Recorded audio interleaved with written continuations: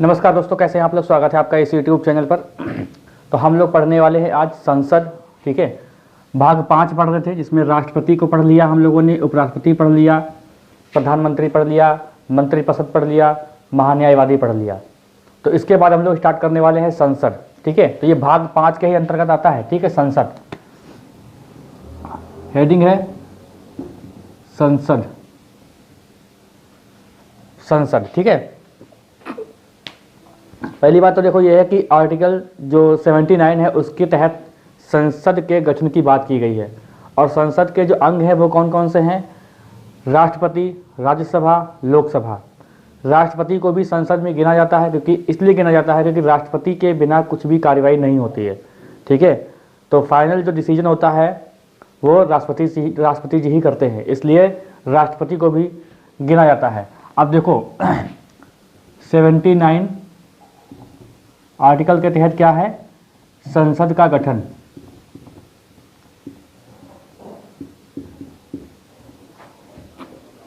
संसद का गठन देखो 79 में संसद का गठन किया गया है। और आर्टिकल जो 80 है, यानी 80 अनुच्छेद, इसमें राज्यसभा के बारे में बताया गया, राज्यसभा की संरचना। और अनुच्छेद 81 में क्या कहा गया है? लोकसभा। लोकसभा पढ़ेंगे हम लोग आज। पहले लोकसभा पढ़ लेते हैं, बाद में राज्यसभा पढ़ेंगे। ठीक है, लोकसभा बहुत ही इंपॉर्टेंट है। तो लोकसभा में बहुत सारे कार्य होते हैं, इसको हम लोग देखेंगे कम से कम 1, 2, 3 क्लासेस में होगा। एक मतलब 2 से 3 क्लासेस में होगा ये लोकसभा पूरा। ठीक है, आज की क्लास में लोकसभा पूरा समाप्त नहीं कर सकते हम लोग। तो लोकसभा पढ़ेंगे हम लोग आज। पहली बात, लोकसभा के गठन की बात किसमें की गई है? लोकसभा के, तो वो अनुच्छेद 81 में, राज्यसभा की 80 में। और संसद, ये लोकसभा और राज्यसभा और प्लस राष्ट्रपति, ये संसद बनती है पूरी। और संसद की संरचना किसमें कहा गया है? 79 यानी 79 अनुच्छेद में। समझ गए? चलिए अब इसको रफ करते हैं। हम लोग स्टार्ट करते हैं लोकसभा से। लोकसभा जिसके उपनाम भी हैं, तो यहां पर हेडिंग डालते हैं लोकसभा। लोकसभा, लोगों की सभा। पहली बात यहां पर देख लो कि लोकसभा का लोकसभा नाम कब पड़ा था? तो यह अगस्त 1954 में पड़ा था। ठीक है, अगस्त 1954 में नाम दिया गया लोकसभा। पहले इसका नाम क्या था? जनता का सदन। अब देखिए इसके उपनाम कौन कौन से हैं, ये जान लो। उपनाम इसके कौन कौन से हैं? लोकप्रिय सदन, लोकप्रिय सदन, लोकप्रिय सदन। निम्न सदन बोलते हैं इसको, निम्न सदन बोलते हैं। और क्या बोलते हैं? लोगों का सदन, लोगों का सदन। ठीक है, अब एक बार चेक कर लो मैं कि चल रहा है कि नहीं चल रहा है। ठीक है, तो इतने नाम हैं। तो पहले इसका लोकसभा नाम नहीं था, पहले ये जनता का सदन के नाम से जाना जाता था।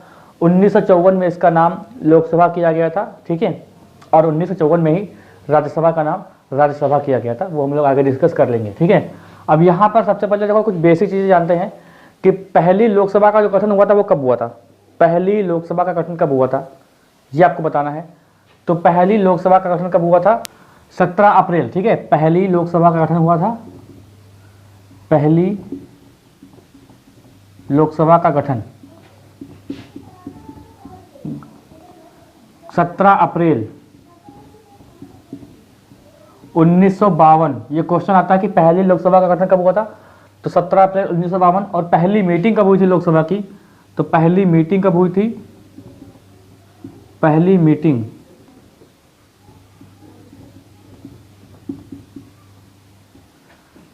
13 मई 1952। और अगर चुनाव की बात करते हैं, चुनाव कब हुए थे? तो चुनाव की अगर बात करते हैं तो चुनाव हुए थे, पहले चुनाव लोकसभा के कब हुए थे?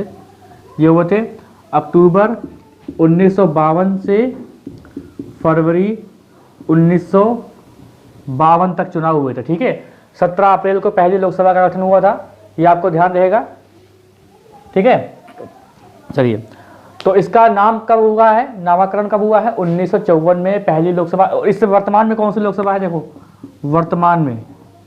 वर्तमान में 17वीं लोकसभा है। ठीक है, वर्तमान में 17वीं लोकसभा है। इतनी चीजें आपको लोकसभा के बारे में जानना चाहिए। अब आते हैं इसके सीटों की संख्या के बारे में, और कुछ और इंपॉर्टेंट फैक्ट होंगे वो देखेंगे अभी हम लोग, ठीक है। चलिए इसको रफ करते हैं, पहले इसका आप स्क्रीनशॉट ले लो। लोकप्रिय जो होता है, लोकप्रिय नाम क्यों दिया गया इसको, क्योंकि लोकप्रिय में क्या होता है दोस्तों, ये लोगों के जो प्रिय होते हैं ना उनको ही तो वोट करते हैं, वही जो लोकसभा पहुंचाते हैं, तभी इसका नाम होता है लोकप्रिय लोकप्रिय सदन के नाम से इसको जानते हैं, है ना। मतलब जो प्रिय होते हैं हमारे, उनको ही तो वोट करते हैं, उन्हीं को तो सांसद चुनते हैं, तो वो लोकसभा में जाते हैं। तो ये इसीलिए कहा गया है लोकप्रिय सदन। लोकप्रिय सदन समझ गए होंगे, ठीक है, लोगों का सदन, जनता का सदन, क्योंकि हमारी सीधी बात वो लोग रखते हैं। चलिए अब इसकी बात करते हैं सीटों की। तो लोकसभा की जो अधिकतम सीटें हैं, ठीक है, देखो लोकसभा की अधिकतम सीटें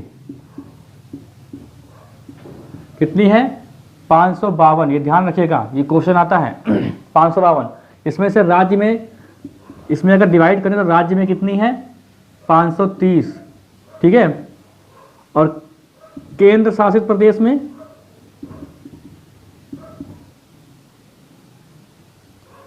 कितनी है भाई, 20, और आंग्ल इंडियन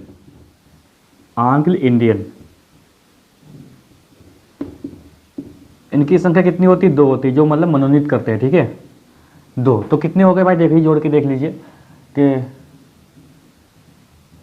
हाँ ठीक है, तो कितना हो गया, 552 हो गया। लेकिन वर्तमान में संख्या कितनी है, ठीक है, सदस्यों की संख्या है कितनी, वर्तमान में सदस्यों की संख्या 545। अच्छा देखो यहां पर एक चीज समझो,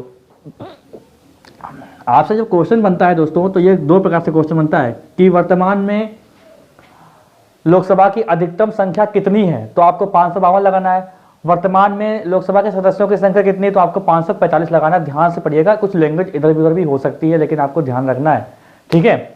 अब 545 है तो कहां से कहां घटा है, तो राज्य में तो दोस्तों इतनी ही है, जो राज्य में सीटें हैं वो इतनी ही हैं, कितनी, 530, जिसमें से सबसे ज्यादा कहां है, 80 यूपी में है, 80 यूपी में है। बाकी आप लोग जिस राज्य के हो वहां की संख्या याद कर लीजिएगा, बाकी इतनी इंपॉर्टेंट नहीं है, ठीक है। अधिकतम संख्या पूछी जाती है, ये तो सब जीके का क्वेश्चन है। अगर जब लोकसभा खत्म करेंगे तो उसके बाद कहीं एक वीडियो बना देंगे, उसके बाद मैं आपको बता दूंगा कहाँ कहाँ कितनी सीटें हैं, ठीक है। यहाँ पर इतना देखो खाली। और जो केंद्र शासित प्रदेश है, जो केंद्र शासित प्रदेश है वहां पर सीटें कम है, वहां पर 20 प्रतिनिधि नहीं आ पाते हैं, तो वहां पर कितने आते हैं, 13। और सबसे ज्यादा कहां से आते हैं, 7 आते हैं दिल्ली से,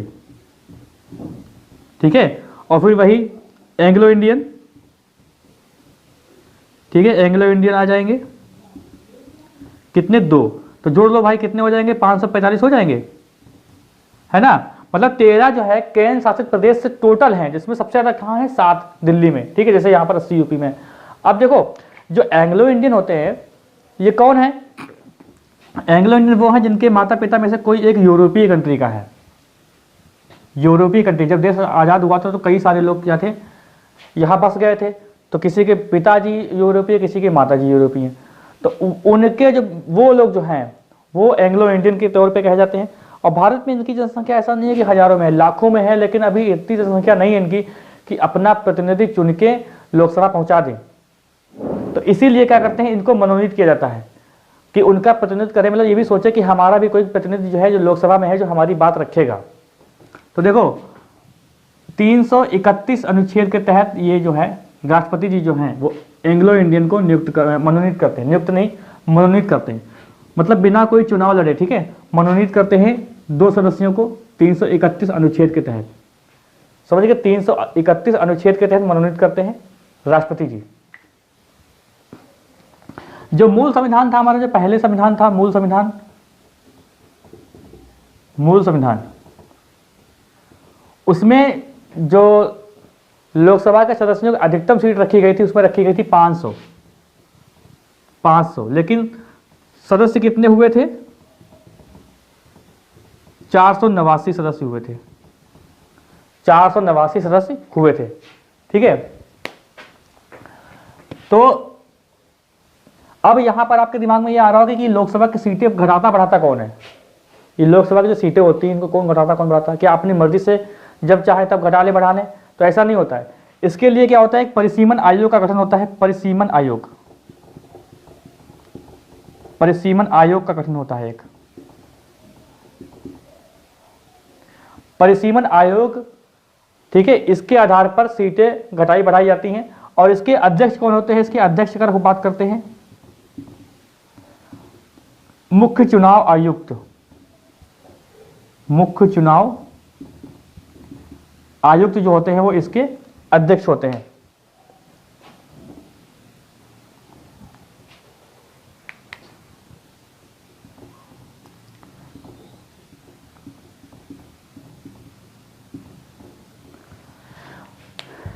तो लोकसभा की अधिकतम सीटें कितनी है? 552, राज्य में 530, और केंद्र शासित में कितनी है? 20 हैं। आंग्ल इंडियन कितने हैं? 2 मनोनीत होते हैं 331 आर्टिकल के तहत, राष्ट्रपति जी करते हैं। वर्तमान में सदस्यों की संख्या कितनी है? 545। घट कहाँ गई है? केंद्र शासित प्रदेश में 20 की जगह 13 ही आते हैं। ठीक है, तो ये 545 सदस्यों की संख्या है। और जब इसकी सीटें घटाई बढ़ाई जाती है तो वो काम करता है परिसीमन आयोग। परिसीमन आयोग अभी तक 4 बार काम कर चुका है। ठीक है, 4 बार। अगर देखो इसकी डेट अगर जानते हैं, सन अभी तक देखो इसका, देखो यहाँ पर क्या है कि अभी तक 4 बार कौन कौन सी, देखो 1952, 1963, 1973 और 2002। इसमें 2002 में जो परिसीमन आयोग की रिपोर्ट थी उसको माना नहीं गया था। ठीक है, ऐसे कर लो, माना नहीं गया था। क्यों? देखो देखो जब जब जनसंख्या जनगणना हुई है उसके बाद परिसीमन आयोग का गठन किया जाता है सरकार के द्वारा। तो 1951 में जनगणना हुई, तो 1952 में परिसीमन आयोग आया। और 1963 में 1961 में जो जनगणना हुई थी, ठीक है, 10 साल बाद जनगणना होती है, तो 1963 में आया। 1971 में जनगणना हुई, तो 1972-73 में परिसीमन आयोग का गठन हुआ। और 1973 अभी जो वर्तमान में जो संख्या चल रही है वो 1973 के हिसाब से चल रही है। 1973 जो परिसीमन आयोग था, परिसीमन आयोग जो था 1973 में, उसी के अनुसार जो है सदस्यों की संख्या कितनी है?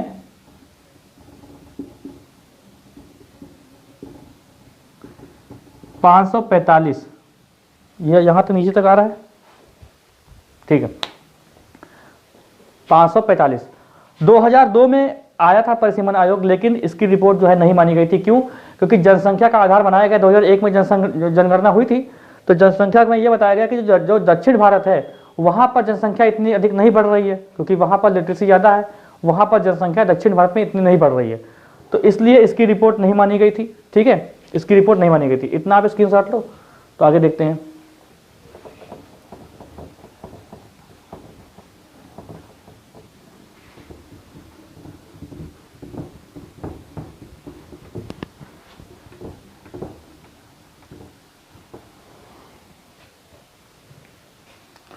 देखो 42वां संविधान संशोधन हुआ था।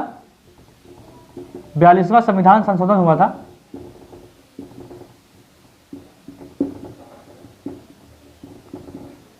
ठीक है, 1976 में। तो उसमें यह बताया गया था कि जो लोकसभा की सीटें हैं वो 2000 तक बदली नहीं जाएंगी। ठीक है, मतलब सीटें जो हैं यानी सदस्यों की संख्या, सदस्यों की संख्या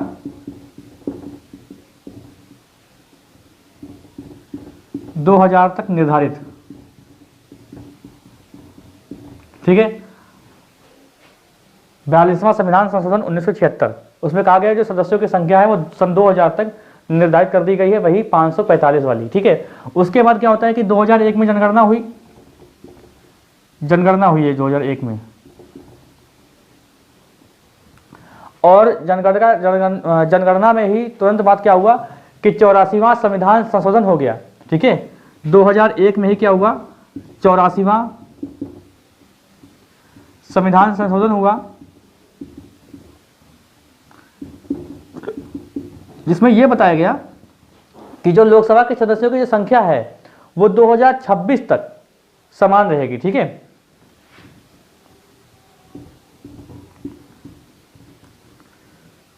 545 रहेगी। ठीक है, तो परिसीमन आयोग आपने समझ लिया।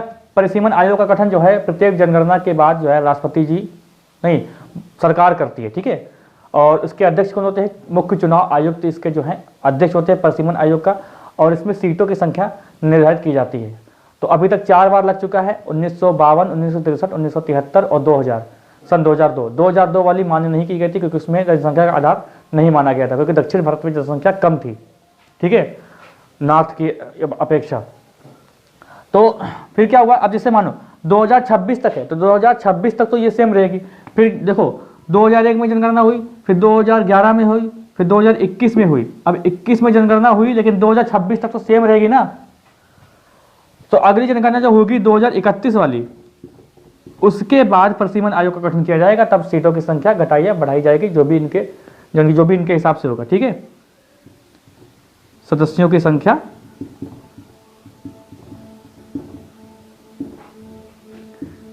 बदलेगी, इतना लिखो, बदलेगी।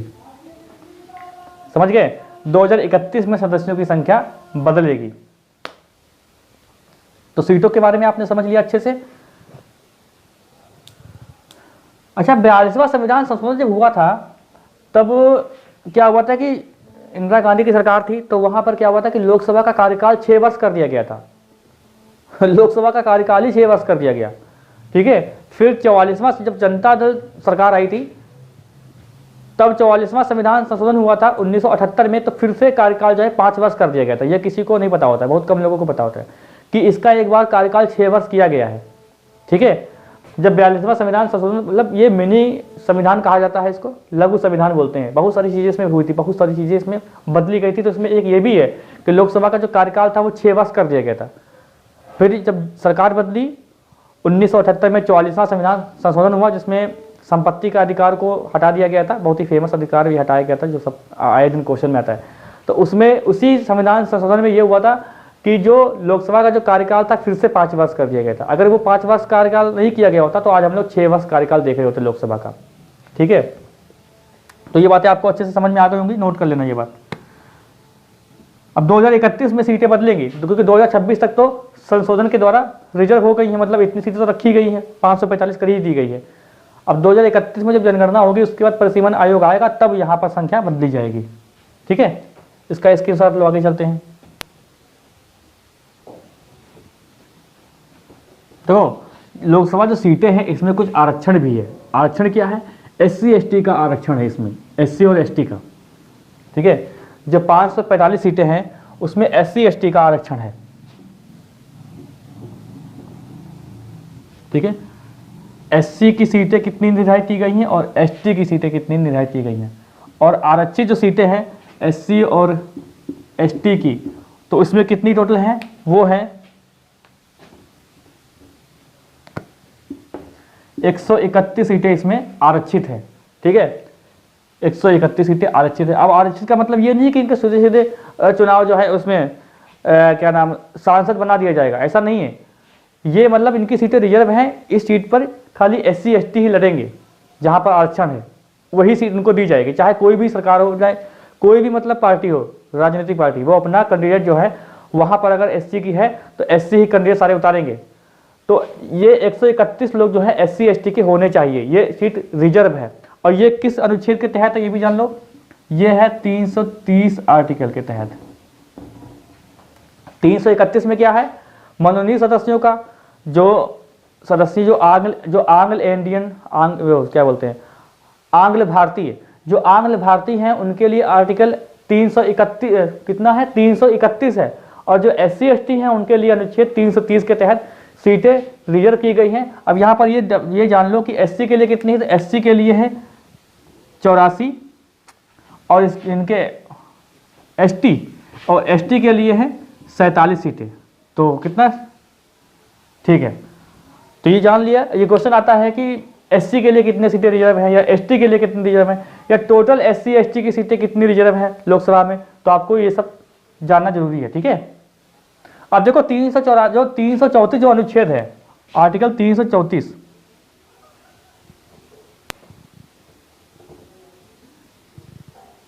ये क्या कहता है कि जो आरक्षित सीटें हैं जो आरक्षित सीटें हैं लोकसभा के अंदर, मतलब 131 ये और 2 आंग्ल भारतीय वाली, उनको सिर्फ 10 साल के लिए रखा गया है। ठीक है, ये बताया गया है कि आरक्षित सीटों को 10 साल में समाप्त कर दिया जाएगा।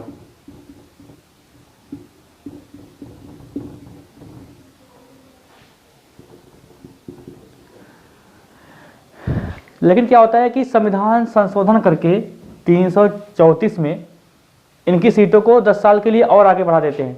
100 साल के लिए या 50 साल के एकदम नहीं होगा, मतलब 10-10 साल के लिए बढ़ा सकते हैं। तो क्या होता है कि इसमें जो अभी हुआ है लेटेस्ट में, वो 95वां संविधान संशोधन के तहत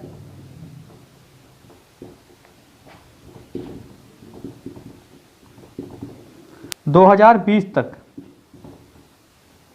आरक्षित हैं। और ये कब हुआ था? 2009 में। ठीक है, 2009 में 95वां संविधान संशोधन हुआ था, इसी में हुआ था। ठीक है, तो फिर 2020 तक के लिए सीट इनकी आरक्षित कर दी गई हैं। अब 334 में जो SC ST और आंध्र भारतीय तीनों के लिए कहा गया है, इसमें जो आरक्षित सीटें हैं वो 10 साल में समाप्त कर दी जाएंगी। ये तीनों के लिए कहा गया है 334 में। और फिर उसके इसी में संविधान संशोधन होता है और आगे 10 साल के लिए और आगे सीट और आगे जो आरक्षण है वो बढ़ा दिया जाता है। ठीक है, चलो आगे देखते हैं, इसका स्क्रीनशॉट लो, आगे देखते हैं। अब बात कर लेते हैं इसकी योग्यता पर भी आ जाते हैं भाई कि योग्यता क्या है। तो योग्यता जो है इसकी, वो राज्यसभा और लोकसभा दोनों में यही बात कही गई है। ठीक है, आर्टिकल कौन सा है देखो, अनुच्छेद 84 में योग्यता जो है वो राज्यसभा लोकसभा दोनों के लिए। ठीक है, अब लोकसभा के लिए क्या है कि भारतीय नागरिक हो। दूसरा क्या है भाई, कम से कम 25 वर्ष की आयु का हो।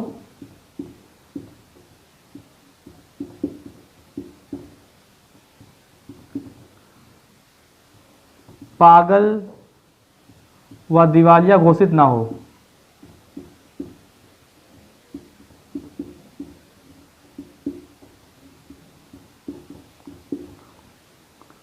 और क्या है चौथा पॉइंट, भारतीय होना चाहिए, 25 वर्ष कम से कम आयु होना चाहिए, लाभ के पद पर ना हो,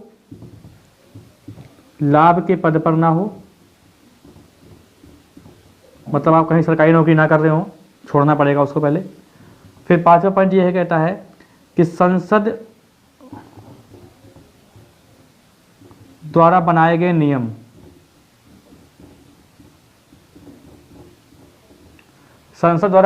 ये बताता है। ठीक है, तो ये इसकी योग्यताएं हैं। अब देखो इसका निर्वाचन क्या कहता है।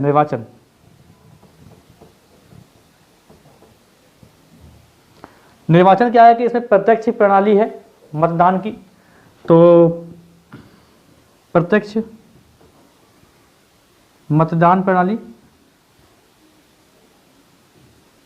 देखो जो राष्ट्रपति का चुनाव होता था तो उसमें हमने बताया था आपको कि अप्रत्यक्ष चुनाव होता है, जो हम लोग जो सांसद और विधायक चुने जाते हैं वही वोट करते हैं राष्ट्रपति को। ठीक है, लेकिन इसमें नहीं है, इसमें हम लोग डायरेक्ट वोट करने जाते हैं। ठीक है, दूसरा पॉइंट ये बनता है, दूसरा पॉइंट क्या कहता है कि क्या बोलते हैं इसको, अग्रता ही विजेता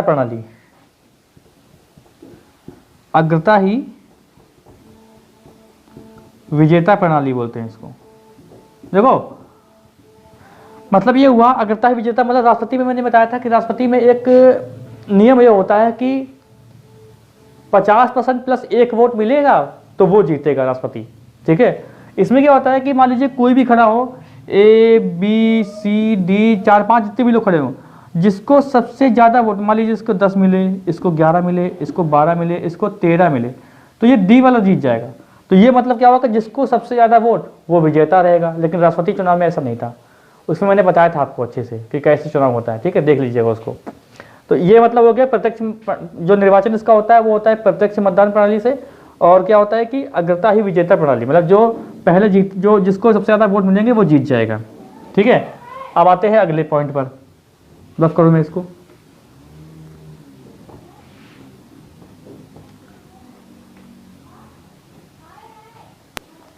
कार्यकाल देखो इसका, कार्यकाल कितना है 83(1) के तहत कार्यकाल कितना है 5 वर्ष। या जो प्रधानमंत्री अगर राष्ट्रपति से कहते हैं कि लोकसभा को भंग कर दो तो लोकसभा को भंग कर देते हैं, ठीक है।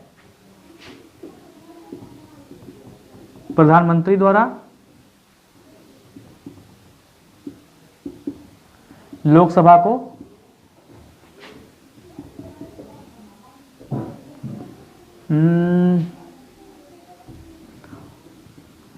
प्रधानमंत्री की सिफारिश लिखो भैया, सिफारिश पे लोकसभा भंग। अभी तक 8 बार भंग हो चुकी है लोकसभा, ठीक है।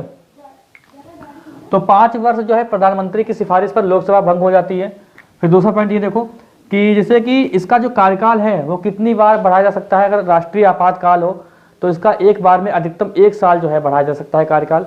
और जब 1971 में जो 5वीं लोकसभा थी इंदिरा गांधी की सरकार में, तो उसमें 1975 से 1976 पर 2 बार राष्ट्रीय आपातकाल लगा था, ठीक है। उसमें कार्यकाल 2 बार बढ़ाया गया था लोकसभा का। लोकसभा का जो कार्यकाल है 2 बार बढ़ाया गया था, जिसमें उस समय राष्ट्रपति कौन था, फखरुद्दीन अली अहमद। 5वीं लोकसभा में कार्यकाल 2 बार बढ़ा था, ठीक है। एक साल बढ़ाया गया था 2 बार राष्ट्रीय आपात के चलते, क्योंकि चुनाव हो नहीं सकते। और एक बात है, अगर जैसे कि आपातकाल जैसे ही समाप्त होता है वह उसके समाप्त होने के तुरंत 6 महीने बाद, 6 महीने के अंदर, मतलब राष्ट्रीय आपातकाल जैसे ही समाप्त हुआ उसके 6 महीने के अंदर लोकसभा के चुनाव कराने होंगे, ठीक है। चलिए, तो ये बात आपको समझ में आ गई होगी। देखो कुछ बातें और भी हैं, जैसे नोट के तौर पे कर लो। जैसे कि कोई भी लोकसभा का चुनाव 2 जगह से लड़ सकता है।